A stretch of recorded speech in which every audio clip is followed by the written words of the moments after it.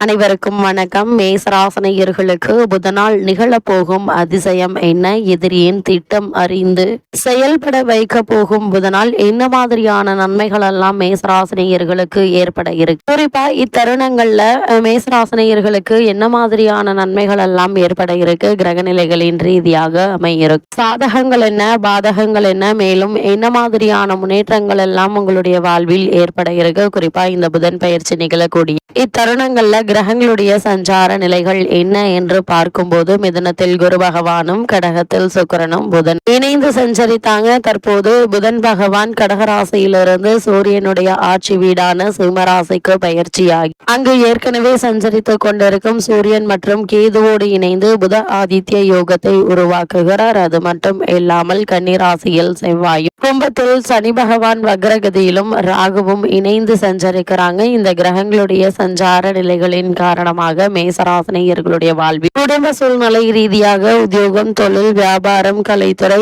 அரசியல் துறை, மாணவ மாணவிகள், விவசாய துறையினர், பெண்மணிகள் என அனைவருக்குமே என்ன மாதிரியான நன்மைகள் எல்லாம் ஏற்பட இருக்கு என்பது குறித்தான முழுமையான பதிவு தான் இந்த வீடியோல நம்ம விரிவா பார்க்க போகிறோம். அதற்கு முன்னாடி புதன் பகவானை பற்றி சற்று விரிவாக தெரிந்து கொள்வோம். புதன் பகவானை பொறுத்த வரைக்கும் பொன் கிடைத்தாலும் புதன் கிடைக்காது என்று சொல்வார்கள். அதாவது இந்த இடத்தில் பொன் என்பது செல்வத்திற்கான அதிபதி குருவை குறி. ஜாதகத்தில் குருவினுடைய பலம் இருப்பதை விட புதன் பலமாக இருக்க வேண்டும் என்பதையே சூட்சமமாக குறிப்பிட்டுள்ளனர். கல்வி, கலை, வித்தைகளுக்கு அதிபதி புதன் கிரகம். எந்த ஒரு விஷயத்தையும் கண்ணால் பார்த்தவுடன் அதை கையால் செய்வதற்கு புதனுடைய அனுகிரகம் வேண்டும். கற்றவர்களுக்கு சென்ற இடமெல்லாம் சிறப்பு. நன்கு படித்தவர்கள் கை நிறைய சம்பளம் வாங்குவதை கண்கூடாக பார்க்கிறோம். நம் வாழ்க்கைக்கு அடிப்படையான கல்வி செல்வத்தை வழங்குபவர் புதன். புதன் ஒரு விசித்திரமான கிரகம். செவ்வாயை போலவே புதனும் இரு அதிபத்திய கிரகமாகும். ஜோதிட ஆச்சரியமாக மிதுனத்தில் ஆட்சி பெறும் புதன் ஆட்சி வீடான கன்னிராசியில் உச்சம் பெறுகிறார். மீனத்தில் நீச்சமடைகிறார். அறிவு, ஞானம் இரண்டிற்கும் இவர் அதிபதியாகி படிப்பறிவு, பட்டறிவு இரண்டையும் மனிதனுக்கு உணர்த்துகிறார். விஞ்ஞானம், மெஞ்ஞானம் இரண்டிற்கும் காரணமாகிறார். அப்படிப்பட்ட புதன் பகவானை நாம் எவ்வாறு வணங்க வேண்டும் என்று பார்க்கும்போது, புதன் பகவானை பொறுத்த வரைக்கும் நவகிரக புதன் பகவானை எந்த நாளில் வேண்டுமானாலும் வணங்கலாம். நவகிரகத்தில் 9 முறை வலம் வந்து மனதார வேண்டிக் கொள்ளுங்கள். வேண்டியதெல்லாம் புதன் பகவான் தந்தருள்வார் என்பது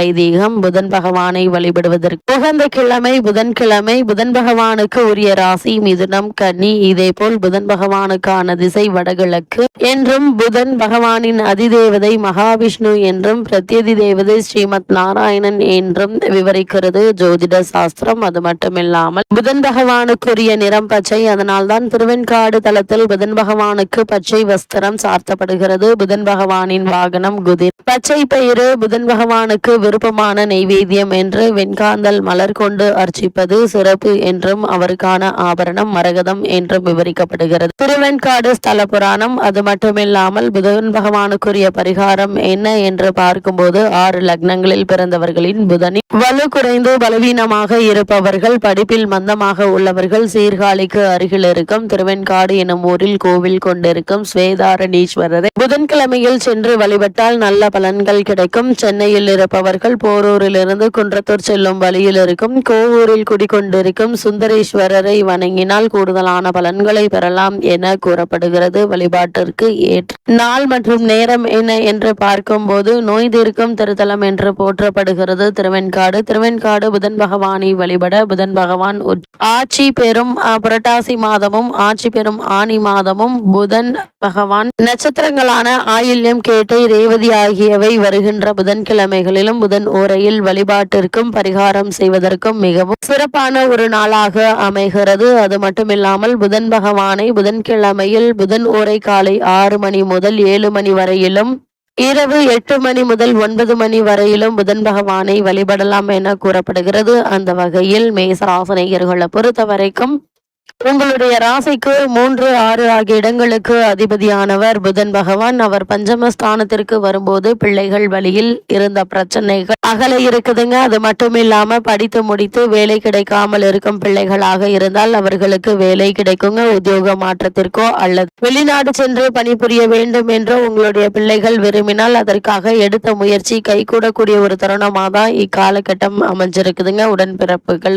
ஏற்பட்ட கருத்து வேறுபாடுகள் அகல இருக்கு. ஒற்றுமை பலப்படுங்க. பூர்வீக சொத்துக்களை பிரித்துக் கொள்வதில் சிக்கல்கள் நீங்க இருக்கு. பொது வாழ்வில் இருப்பவர்களுக்கு நல்ல பொறுப்புகள் கிடைக்க இருக்குதுங்க. புத ஆதித்ய யோகம் இருப்பதால் அரசு வழியில் அனுகூலம் உண்டு என்பதையும் கிரகநிலைகள் தெல்ல தெளிவாகவும் உறுதியாகவும் எடுத்துக்காட்டுதுங்க. மேசராசனையர்களை பொறுத்த வரைக்கும் இந்த புதன் பயிற்சி நிகழக்கூடிய காலகட்ட கிரக நிலைகளை ஆராய்ந்து பார்க்கும் போது அஷ்டமாதிபதியாக விளங்கும் செவ்வாய் 6ஆம் இடத்தில் சஞ்சரிப்பது விபரீத ராஜயோக அடிப்படையில் சில நல்ல பலன்கள் உங்களுக்கு நடைபெற இருக்குதுங்க. தொழில் வளர்ச்சி, உத்தியோகத்தில் உயர்வு, கடன் சுமை குறைதல் போன்ற பல முன்னேற்ற நிகழ்வுகள் உங்களுடைய வாழ்வில் ஏற்பட இருக்குது. அதே போல் சென்ற காலகட்டங்கள்ல நடைபெறாத சில காரியங்கள் கூட இப்போது நடைபெற்று மகிழ்ச்சியை வழங்கும். உங்களுடைய ராசிக்கு பஞ்சமஸ்தானாதிபதி சூரியன் பஞ்சமஸ்தானத்திலேயே பலம் பெற்று சஞ்சரிப்பதால் தேக்க நிலை மாறும். தெளிவு பிறக்க இருக்கு. ஊக்கமும் உற்சாகமும் அதிகரித்து உடனுக்குடன் காரியங்களை செய்து முடித்து வெற்றி காணக்கூடிய ஒரு தருணமாக தான் இந்த புதன் பயிற்சி உங்களுக்கு அமையிருக்கு என்பதை கிரக நிலைகள் தெல்ல தெளிவாகவும் உறுதியாகவும் எடுத்து காட்டுதுங்க. அது மட்டும் இல்லாம மேசராசினியர்களை பொறுத்த வரைக்கும் பஞ்சமாதிபதியான சூரியன் 5ஆம் இடத்தில் சொந்த ராசியில் ஆட்சி பெறுவதால் அவர் ஆற்றல் அதிகரிக்குதுங்க. பூர்வ புண்ணிய பாக்கியம் உண்டு. போட்டி தேர்வுகள்ல நிச்சயம் வெற்றி பெற்று அடுத்த கட்டத்திற்கு செல்வதற்கான முயற்சியில வெற்றி கிடைக்க இருக்குதுங்க. மேசராசினியர்களை பொறுத்த வரைக்கும் 7க்கும் 11ஆம் இடத்தில் சூரியன் இருப்பதாலும் 7ஆம் இடத்தில் குரு பார்ப்பதாலும் மனைவியினுடைய ஆசைகள் அனைத்துமே நிறைவேற இருக்கு. குழந்தைகளால் சந்தோஷங்கள் உண்டுங்க. புதிய முயற்சிகளை வெற்றி பெறும் வாய்ப்பும் அதிகரிக்க இருக்கு. பெற்றோர்களின் ஆரோக்கியம் சிறப்பாக இருக்குங்க. அதே போல் கொடுக்கல் வாங்கல் சுலபமாகுங்க. அதே போல் திருமண முயற்சிகள்ல வரன் அமையும் என்பதுல எந்த ஒரு சந்தேகமும் இல்லை. அதே போல் மேசராசனையர்களை பொறுத்த வரைக்கும் உறவினர்களுடைய வருகையால் மகிழ்ச்சி பெருக இருக்கு. திருமணமான பெண்கள் கரித்தறுப்பதற்கு சாதகமாக கிரக நிலைகள் உண்டுங்க. அதே போல் ஊதிய உயர்வு, பதவி உயர்வோடு கூடிய இடமாற்றத்தை இப்போது நீங்கள் தாராளமாக எதிர்பார்க்கலாமுங்க. காரணமே இல்லாமல் உங்களுக்கு மறுக்கப்பட்டு வந்த சலுகைகள் இப்போது கிடைக்க இருக்கு. தற்காலிக பணியாளர்களுக்கு பணி நிரந்தரம் செய்யப்படுவதற்கான வாய்ப்புகளும் உள்ளது என்பதை கிரக நிலைகள் தெளிவுபடுத்துதுங்க. மேலும் என்ன மாதிரியான விஷயங்கள்ல மேசராசனையர்களான நீங்க சற்று கவனமாக இருக்க வேண்டும் என்று பார்க்கும்போது நரம்பு தளர்ச்சி உள்ளவர்கள் உடல் ஆரோக்கியத்தில் அதிக கவனம் செலுத்துங்க. சிறு உடல் உபாதை என்றாலும் கூட உடனே மருத்துவரிடம் அணுகி அதற்கான சிகிச்சை எடுத்துக்கொள்வது நல்லது. சில முயற்சிகள்ல காலதாமதம் ஏற்படலாம். இருந்தாலும் கவலைப்பட வேண்டாங்க. கூடிய விரைவில் உங்களுடைய முயற்சிகள் அனைத்திற்குமே வெற்றி கிடைக்க இருக்கு. திருமண சம்பந்தமான முயற்சிகளை மேற்கொண்டு வரும் மேசராசினியர்களுக்கு இவ்வளவு நாட்களாக அவற்றில் ஏற்பட்டு வந்த தடங்கல்கள் தாமதங்கள் நீங்கி நல்ல ஒரு முன்னேற்றத்தை இப்போது நீங்கள் தாராளமாக எதிர்பார்க்கலாங்க. 5ஆம் இடத்தில் கேது இருப்பதால் சிந்தனை தடுமாற்றம் ஏற்படும். எந்த ஒரு செயலை செய்வதாக இருந்தால் முன் அனுபவம் உள்ளவர்களிடம் ஆலோசனை பெற்று அதற்கு பிறகு அதற்கான முயற்சிகளை மேற்கொள்வது நல்லது. மேசராசினியர்களுக்கு கிரகநிலைகளின் ரீதியாக கூறப்படும் பரிகாரம் என்ன என்று பார்க்கும்போது வாயில்லா ஜீவனுக்கு உணவு தாருங்கள். முருகப்பெருமானை செவ்வாய்க்கிழமை தோறும் செவ்வரளி மலர்ச்சாற்றி வழிபடுங்க. எண்ணற்ற நன்மைகள் உங்களுடைய வாழ்வில் ஏற்படும்.